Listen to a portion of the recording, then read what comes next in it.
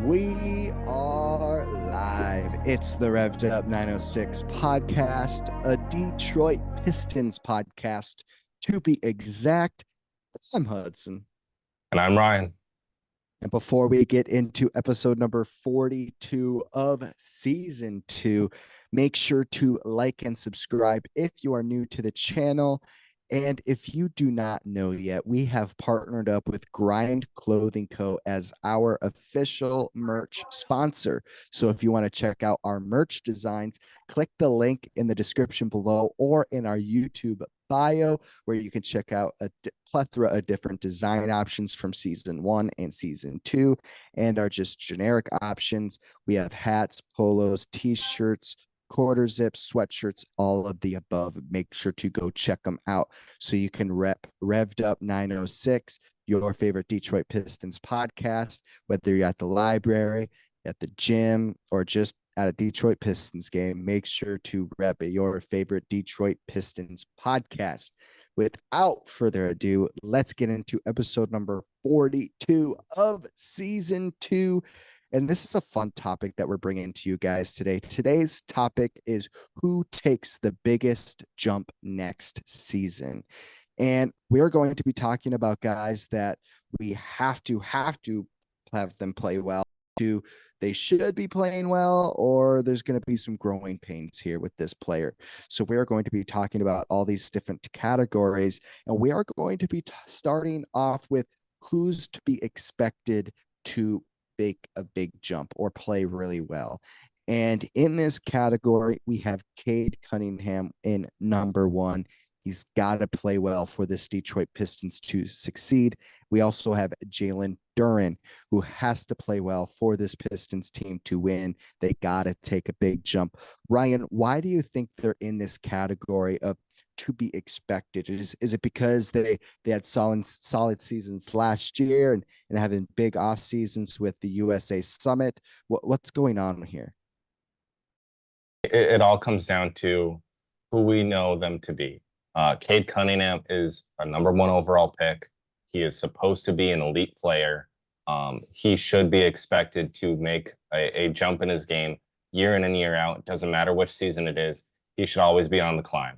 And then Jalen Duren, he, even though wasn't a number 1 overall pick, was a 13th overall pick, doesn't have as high as expectations as Cade. We've seen what he can do. He had a 22 rebound game this past season. He just was a complete dog out there. And because of that, you kind of have to throw him into this category of you expect him to be better than last year. I remember the 2 games we were at against the Miami Heat there, and just his competition up against Bam Adebayo. I made reference, you made reference, both our dads made references to the fact that Jalen Duren couldn't handle Bam Adebayo. He just couldn't. Yep. There was a struggle there. And I think this is why we have to throw him in this category, is because we expect him to make that jump. The what he came out and did for the U.S. Select team this year was fantastic. He was highly talked about.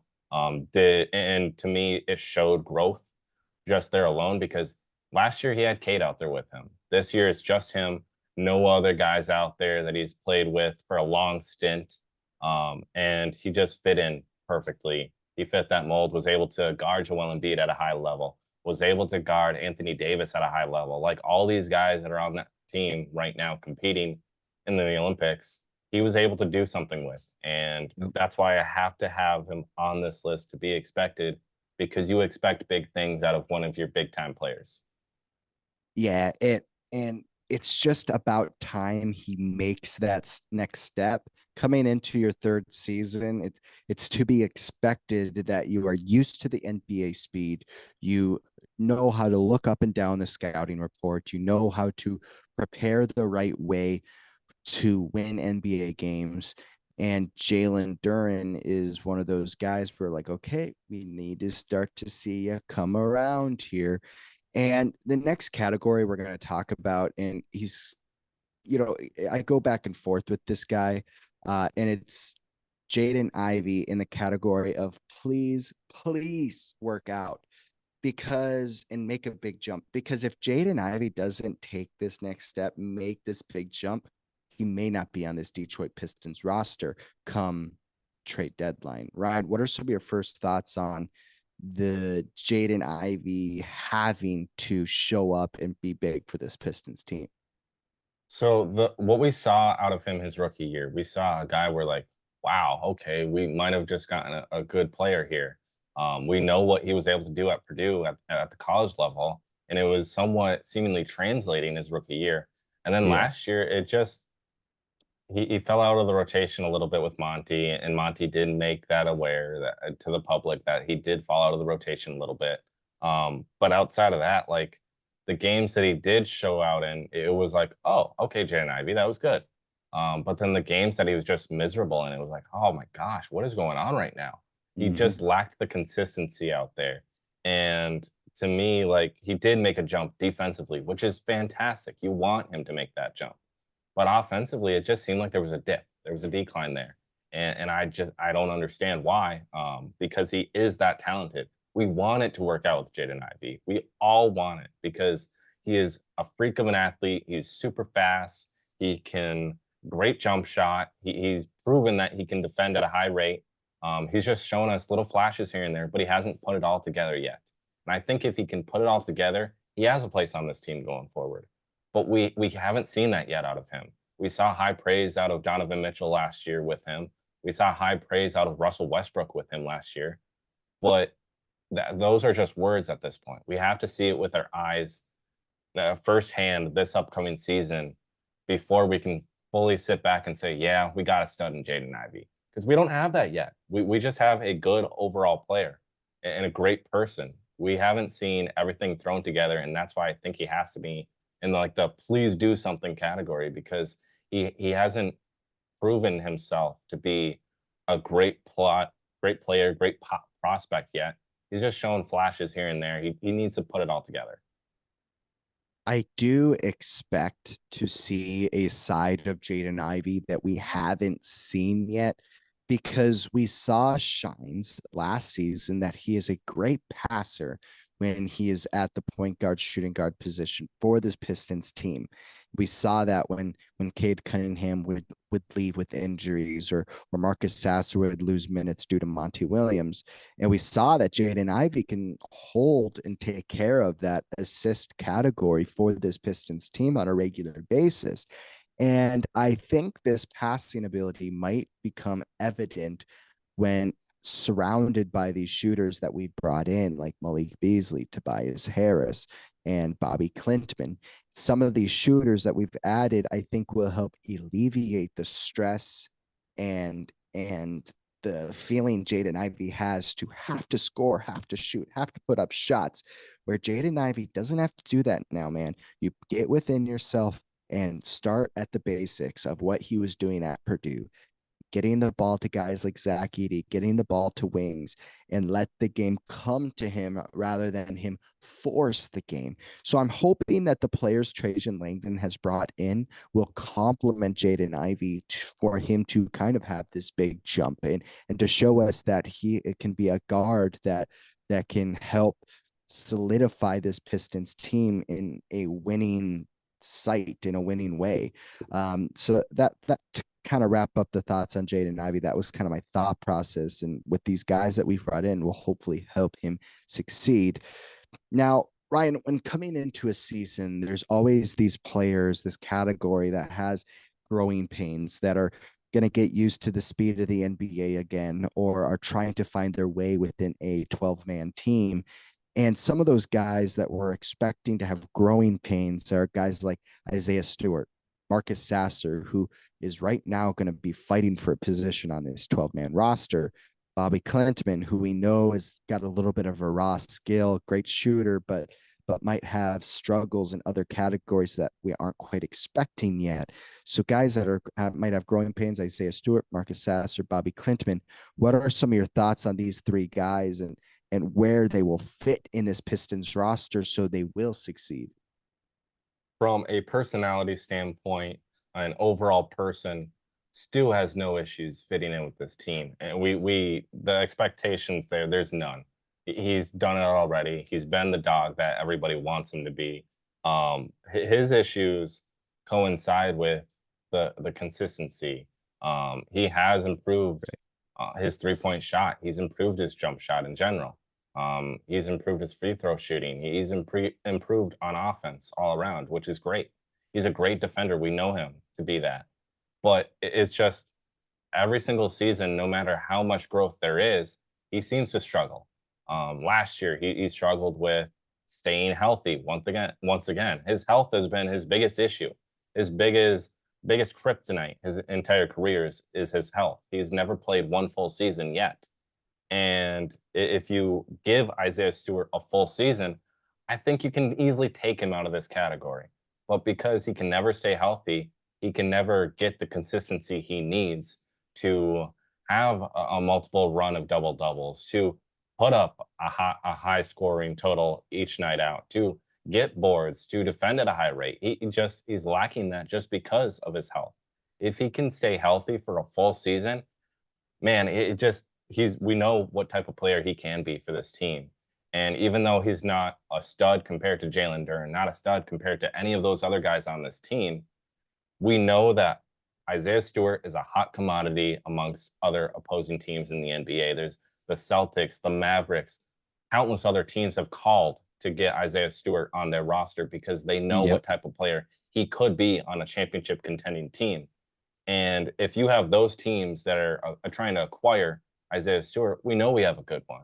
If he can just stay healthy, man, the sky's the limit for Isaiah Stewart, not in the sense of like first ballot Hall of Famer, but we know that he can be a high impact player on this team. But the growing pains will always be there if he can never stay healthy. And I worry about players like Marcus Sasser, Bobby Klintman, because of this roster and all the new guys we have added.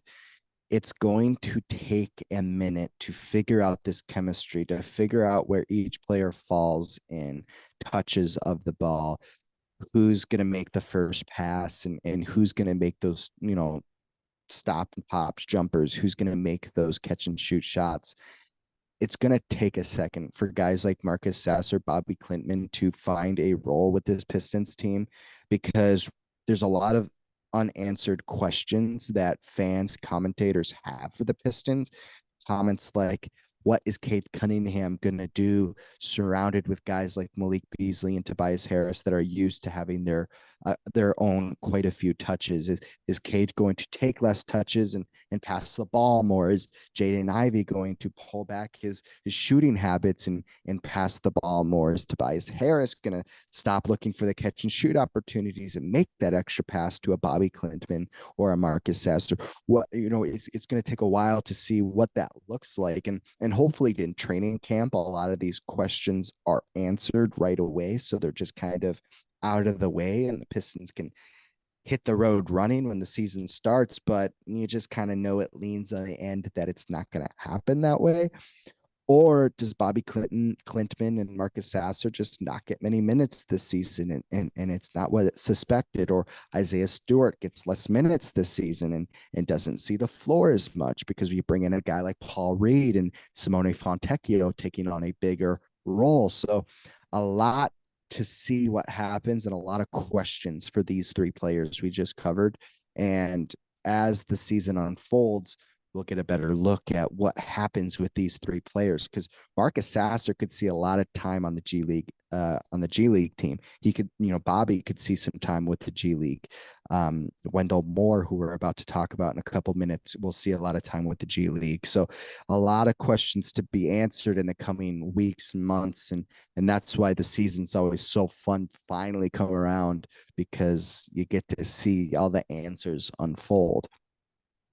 Somebody I want to talk about and who could possibly have a huge season with the right roster and the chemistry working out is Simone Fontecchio. And Trajan Langdon just re-signed him to a 2-year, $16 million contract with the Detroit Pistons. And now with some money behind him and Trajan Langdon believing in him and a fresh start with JB Bickerstaff, we could see a big season from Simone Fontecchio. Ryan, what are some of your expectations for Simone and what his minutes might look like? So to me, obviously, I want to expect what he did for us last year in those 20 games. He played at a high rate. He proved to be a great shooter, and he not only proved to be a great shooter, he proved to be more than just a shooter. He proved to be a guy that can do pretty much everything you want in a player to do. He's a good defender. He's not jump out of the water. Wow, whoa, my goodness, but he is a solid defender. He's actually a good facilitator. Can facilitate an offense if he has to.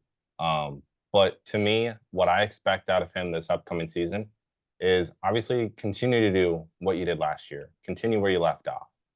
But I want you to be ready at all times for catch and shoot opportunities, because with these new additions of Tim Hardaway Jr., Tobias Harris, Malik Beasley, Paul Reed, Wendell Moore Jr., like with these new additions, I'm expecting a free flowing offense more so than it's ever been, where the ball movement is going to be at a high rate.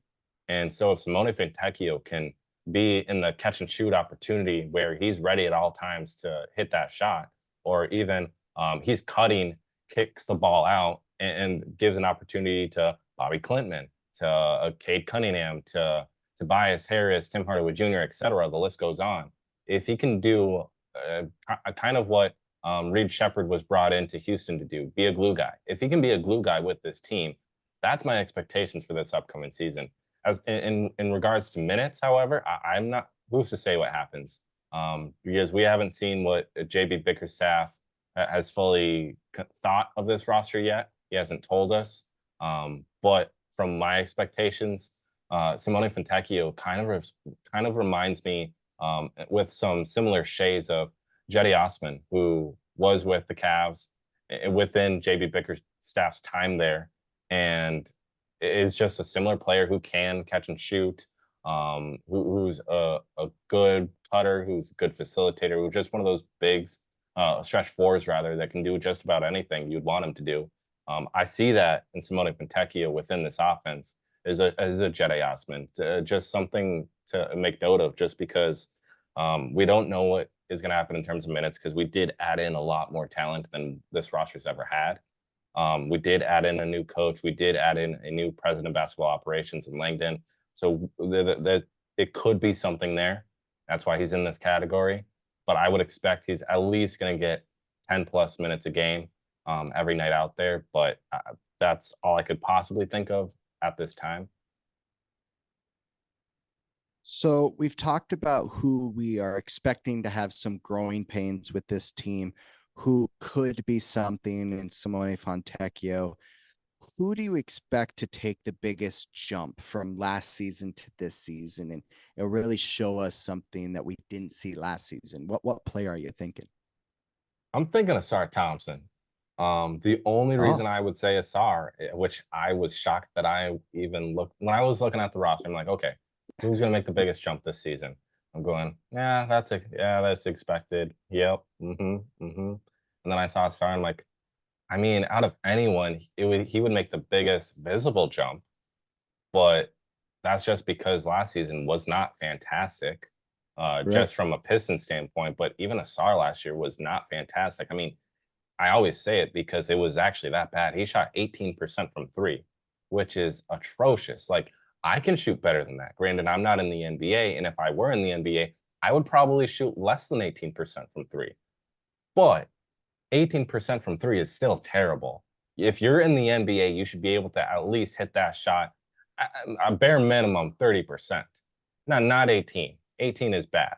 But the shooting coach who we just brought in, fantastic guy, fantastic coach. I would expect, because of him alone, that could give a boost to Asar Thompson.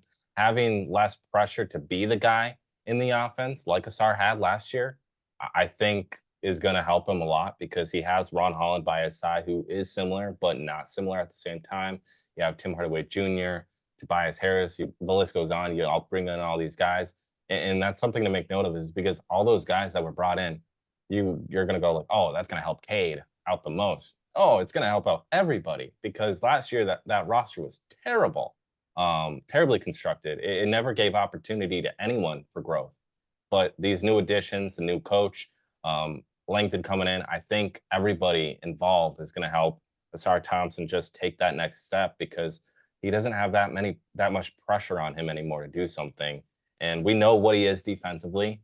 I think defensively he can make an even bigger jump this season, because he's played in the NBA for a season now, and he knows what to expect.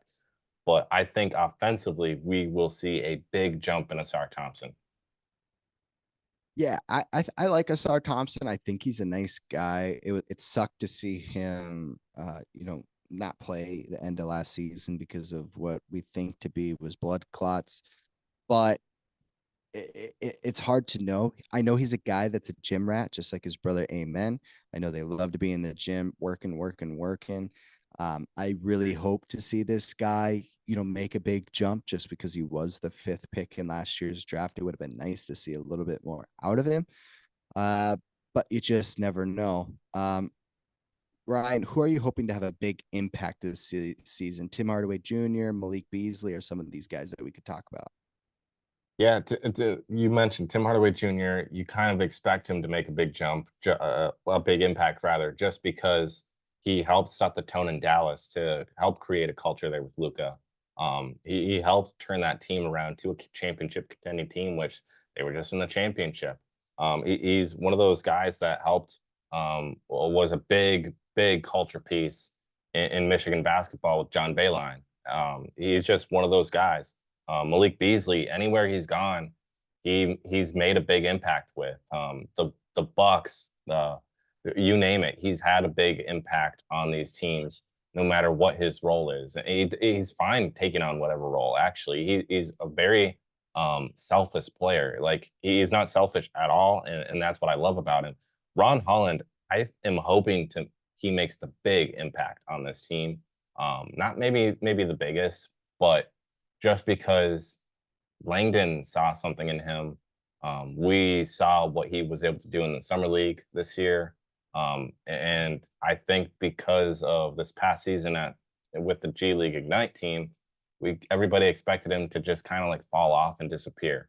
But I think because, like, as I mentioned, with the growing pain and growing pains, and could be something with Simone as an example. Like, all these guys got brought in for a reason, these new additions, and that was to help out Kate, but it was really to help out the whole team.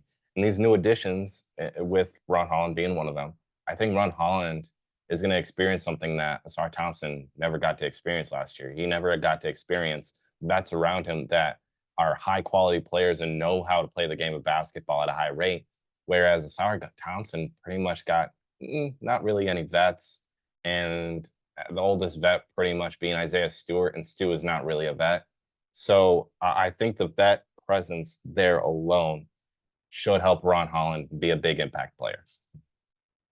Yeah, and Ron is just so active, and we saw that in summer league, how he is just all over the court. His play style, it's hard for him not to make an impact on the game, whether he has 10 minutes or 35 minutes in a game. He is going to make those little effort plays that just makes an overall big impact by the end of a game. And then Malik Beasley, I hope he obviously plays well himself, but I also like having him around Ron Holland and Asar Thompson, a 3-and-D guy who plays elite defense, but also has found his 3-point shot through his career. And that is exactly what Ron Holland and Asar Thompson are going to need to do if they want to have a long career in today's NBA. They have to kind of mimic a Malik Beasley and try to develop what he's developed over the years. I also hope Simone Fontecchio is a big impact guy. I'd like to see him kind of take that next step and be a 15-point player off the bench in that kind of realm. That's something I think he's going to have to do in a way for this Pistons team to succeed. But you just never know with Simone. He's kind of in and out of games at times as far as like attention span. You just don't know. Two other guys that we can talk about is Paul Reed, Wendell Moore Jr. Wendell Moore, somebody that we might see in the G League at times. We don't know exactly what the 12-man roster will look like, but you suspect that Paul Reed will be that new backup center, assuming that Isaiah Stewart may take a side or maybe see him at the power forward position in minutes. Ryan, what are some of your expectations for a guy like Paul Reed? Because we saw that he can put in some pretty important minutes on a team like the 76ers in a playoff run last season. Yeah, Paul Reed, when I saw that signing, I was sitting there going like, wow, okay, Langdon, I see you. Because I've loved Paul Reed. Second round pick, at a position in which is getting to be one of the most popular positions in basketball once again is the big man position. Paul Reed proved that he was a great center behind Embiid. Obviously, the only reason why he was moved was because of cap space and them wanting to sign Paul George. But outside of that, Paul Reed, there was no reason for him to even be moved on from because he's actually that good. And what I see from him in terms of the outlook of this team, I do see him being the new five, and not behind Duren, to be exact, as the backup, not starting. But I do expect him to be the backup center. I do expect Stu to move over to the four because I think that really is Stu's spot on the floor because he doesn't have the height to guard a lot of these opposing bigs at the five position, but he does have the size at the four. He doesn't have the quickness at the four that he kind of needs to have, but that's okay sometimes too, because when you have Ron Hollins, you have Tobias Harris, you have Tim Hardaway Jr., Cade Cunningham, the list goes on. When you have all these guys around him, those guys will help pick up the defense and the speed at which they play. But I think Paul Reed, the sky's the limit because he's actually going to be given more of an opportunity in Detroit than he had with the 76ers, just because where we are as a franchise is we're clearly in a rebuild, even though I don't want to say that because last year we're going like in the restore phase, but we're not in the restore phase. We all knew it was a rebuild still, but we're a part of a rebuild right now. So the pressure is not on Paul Reed to go out there and play playoff caliber basketball. The pressure on him is to just go out there and do his thing. That's about it. Because I'm not expecting him to be a cornerstone player, but I'm expecting him to be playing at a high rate, night in, night out, and one of those guys that you can always expect good things out of. Because I truly do believe in Paul Reed. He was a great pickup because you're not gonna pay him a crap ton of money because that's his contract. I believe it's a $10 million deal right now.